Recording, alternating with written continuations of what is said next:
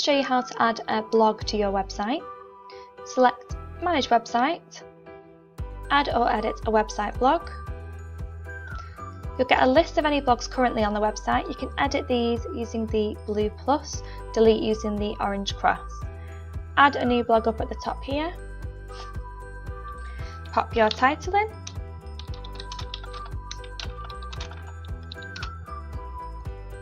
You then can decide what type of blog this is. You can either leave it for the whole school or you can relate it to one of these categories. If you do select a class page, it is going to show onto the relevant class page on your website.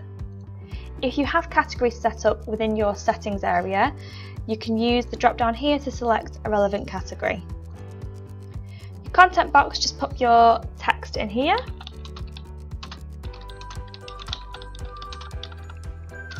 And then you can either tick active at the bottom for it to go live on the website, or you can just click on save and start adding other media. So see on the right hand side, it's popped up with a few different options. These are all the different media options that you can add onto your blog. I'm not going to go through all of them today, I'm just going to go through these top two options here.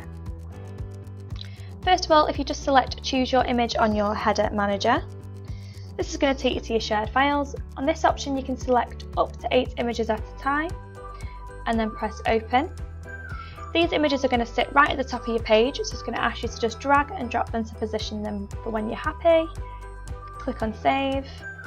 Do the same again, click save. Your normal image manager up at the top here is where you're going to upload bulk images. So you're going to do the same again, choose your image.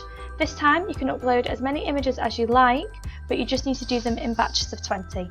So select your images and press open. You can give them a title if you want to, or you can just click save at the top. Now I've added the relevant content, I'm going to scroll down and I'm going to tick this active box for it to go live on the website and press save. Depending on your website design, your school blogs might be located in a slightly different area, but the most common place to find them will be up on the top bar here, school blogs, and you can see you've got all the different options on here. Now I can either click onto the reception page here, but I'm just going to go to the class page and show you it from there. So I'm going to scroll down on my class page and you'll see it's got the blog items for that particular class. I can then click into my blog and you can see I've got the header images at the top here that will just scroll. I've got my title here, my content here, and then I've got the option to have the little thumbnails there.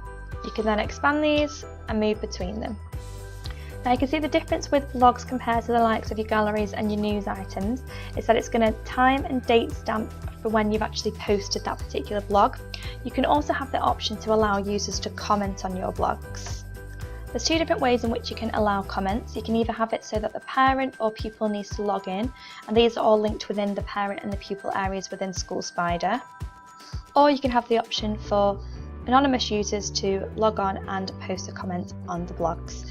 If you do want to change the type of comments that you are going to allow on your blogs, or you want to turn them off completely, they're located in your settings area.